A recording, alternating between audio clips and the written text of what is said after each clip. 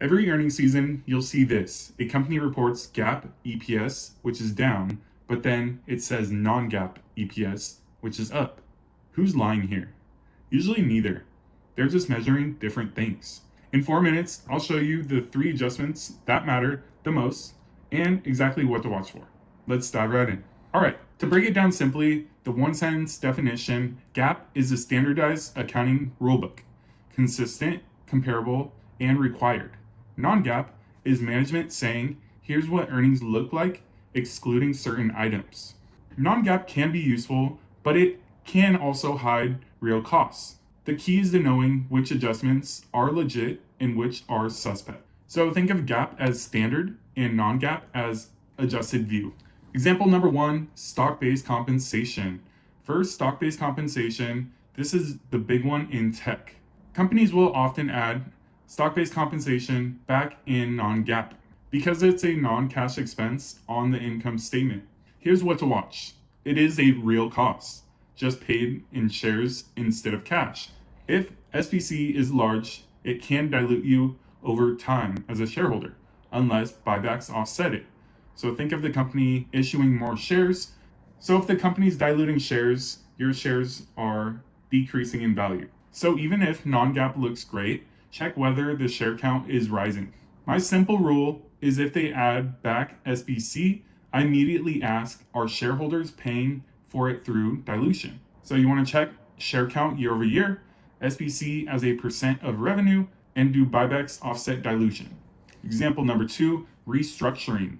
This is layoffs, facility closures, reorgs, exit costs, all that. Companies often exclude restructuring because it's a one-time item. What you want to look out for is if restructuring is happening once every few years, that's fine. It's genuinely non-recurring.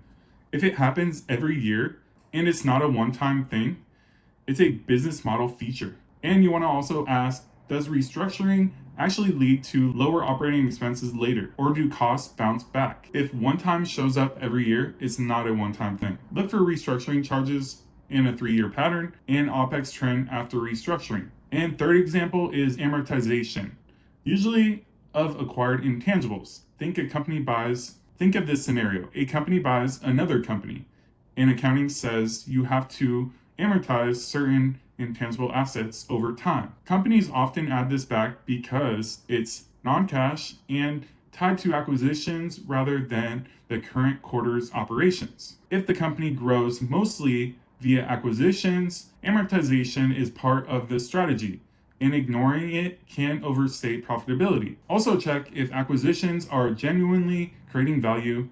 Do you see improving margins, revenue, or cash flow after deals? Adding back amortization can be reasonable unless acquisitions are the whole growth engine. Look out for if this business is a acquisition-heavy business, and then watch the cash flows and margins post-acquisition. Now here's my quick checklist for GAAP versus non-GAAP. Start with GAAP, it's the baseline. 2, look at the adjustments list. 3, ask 2 questions. 1, is this cost truly non-recurring? 2, if it's recurring, who pays, cash today or dilution later? In closing, non-GAAP isn't automatically bad, it's a tool.